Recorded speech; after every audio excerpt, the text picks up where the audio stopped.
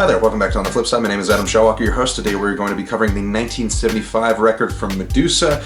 This album was released for the first time ever in 2013 from the label Numero Group. The album had been recorded on 2-inch tape and was sitting on a reel in the drummer's basement for decades until it would finally be rediscovered and re-released in 2013, or really just released for the first time ever. Today we're going to be covering this album, First Step Beyond. The track listing is as follows. We have side 1, track 1 with Strangulation. Track 2 is Transient Amplitude. Track 3 is Frustration's Fool.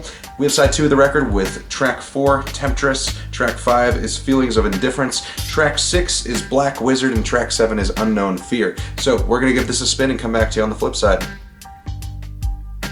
Alrighty, we are back with side 1 of the record. We have track 1, Strangulation. This opening track kicks off in this very proper 70s metal fashion with a very groovy riff, lyrics about sorcerers and magic, and this very, very fun sort of falsetto chant. Listening to this song, and a lot of this record really just feels like you've discovered like a time machine back to like a low-hanging smoke in the air kind of club in a basement kind of era of proto-metal and early heavy metal, with all of these like contemporary acts of the 70s really baked into this album here. And they pull it off really brilliantly, especially on this track. Like it's like, I wouldn't say there's anything on this album that is very high tempo or like super heavy in like a traditional, like in the kind of metal that you think of, but it's just got such an attitude for its time and for what it was doing. And I think that this opening track really pulls it off brilliantly. It just pulls it all together. Track 2 is Transient Amplitude. More really strong grooves that linger in the air like stale pot smoke kind of carry along this track. It's very much a long like jam session kind of track.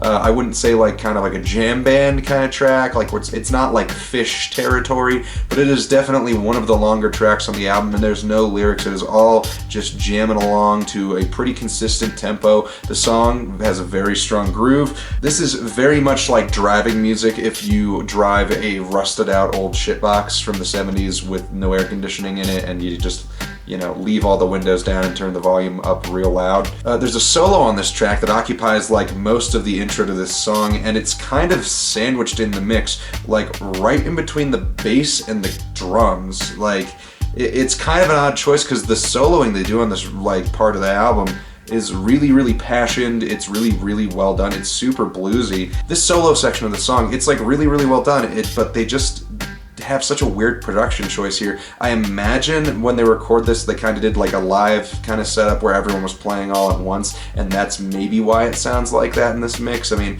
generally like a lower budget kind of situation, you know, like first few Sabbath records are all recorded in the same room kind of at the same time, so I imagine this is probably a similar recording setup, which is why that sounds like that. But it is kind of a bummer that like the guitar doesn't get kind of pulled more to the front in the mix of this thing.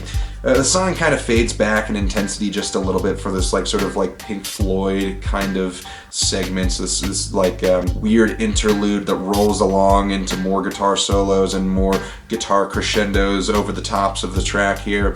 Overall, it's a pretty long-winded track.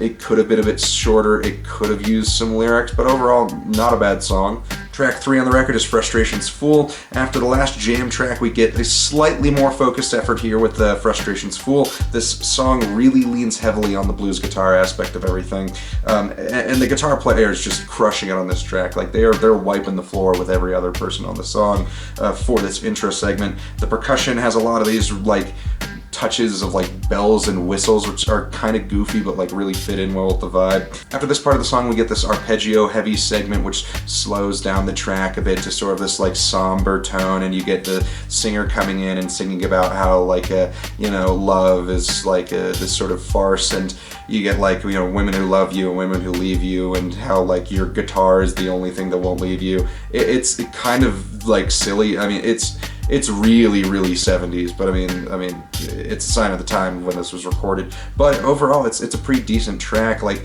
it just kind of builds an intensity. Like once after that intro segment with the soloing and stuff and the bluesy guitar, after that it hits that like low bluesy kind of like somber note. It kind of will repeat that, and then it adds more parts in to sort of build tension through the rest of the track. and it just builds up tempo a little bit here and there, and then the song ends with this very, quick tempo like build up, and then bam, it's over. And that is the first side of this album. Overall, side A of this album is pretty damn good. You can really tell that they have just mashed all of like the contemporary 70s rock and heavy metal influences into this thing. Like they just wrung them out like a towel. And there's Sabbath in here, there's like Led Zeppelin in here, there's some like Beatles shit in here. It's all like really, really just like downpour of all of the noises and all the sounds of that time. So we are going to listen to side 2 and come back to you on the flip side.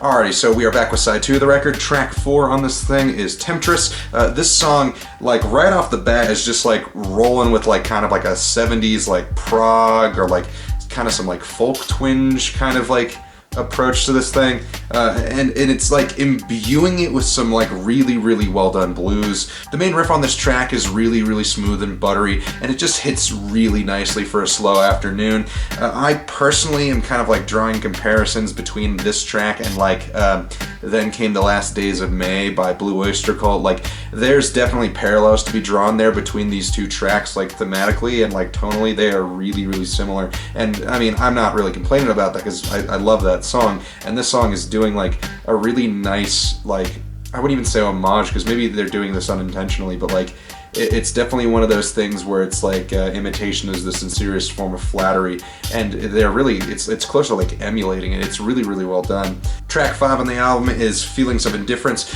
More of like the same kind of stuff from the previous track, more like slow blues ear cushioning. This track is really like a thematic continuation of the last song. The mood just continually evolves into more like melancholy shades, and it's honestly like a really, really touching and beautiful track. Like this is probably like the closest on this album you get to like a really, really pretty song. Track 6 is Black Wizard. We get another tone shift on this track with some more really interesting, like a nice reverb out guitar intro into like a very jam heavy riff. The lyrics are once again very fantasy oriented, with almost like Lord of the Rings and like the Hobbit-esque references on here. We're talking about like a mountain of gold and the just various kinds of magic, and the guitar work here is like proto-metal to a T, more so than most of the other tracks on this album. Overall, really excellent track here, probably one of my favorites on the album. Track 7 is Unknown Fear, the final track on the album, a little bit more of a continuation with those fantasy themes once again, with some really interesting groove patterns for the guitar work on this track. It almost sounds like a proto version of like Primus, just for like this intro guitar segment. Like if you listen to this track, it's like it's just got kind of like that steez in there just a little bit. The main segment of this track, however, is like very, very like gloomy and like just like it's heavy without being like crunchy heavy. It's a very interesting thing they're doing here with like these like interesting like despondent and like discordant sort of guitar riffs that really accent the track really nicely and helps wrap up the album excellently. Overall thoughts on the record, I mean, this is like a very bottom heavy record. Pretty much all of the tracks that I really loved on this album, aside from the first track on the album, are pretty much all on side B of the record, with like my favorite tracks on this thing are like Temptress, Feelings of Indifference, and Black Wizard. Strangulation is great as well, but yeah, just a very, very bottom heavy record. If you haven't heard this album, it is on Spotify, and I believe for the CD and streaming release there are like 3, maybe 4 extra bonus tracks on those digital and CD releases, but for the album it's quite bottom heavy. I can kind of see why Medusa did not become like a big name in the mid-70s. They aren't really reinventing the wheel here, but they are doing like classic rock and classic metal like really, really well on this thing, but they're not really, it's not bringing a ton new to the table, but what they're doing is decent.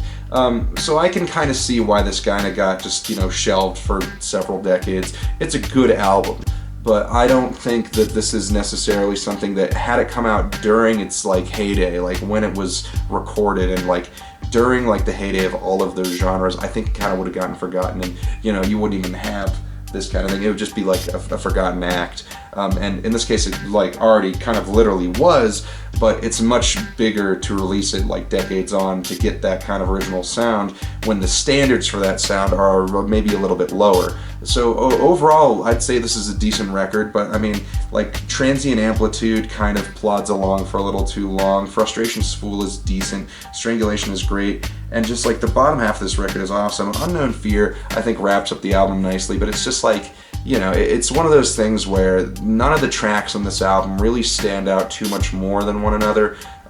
But you know, that's just my opinion. If you know you haven't listened to this album, go ahead and give it a listen. It is on Spotify.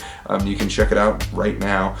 Leave your opinion in the comments below and let me know what you think of the record. And thank you so much for watching. Over the next few weeks, I'm sorry like there hasn't been as many review videos that have gone up. Just like over the next few weeks and like lately, I have been reorganizing my house, and pretty soon we're gonna have a new like backdrop setup for all of the records and everything. Like a lot of stuff is getting moved around in here, so if you guys see a little bit less in the way of like reviews, it's just because I've been working around the house to set up the new space for it. So thank you guys so much for the continued support, and we will see you on the flip side.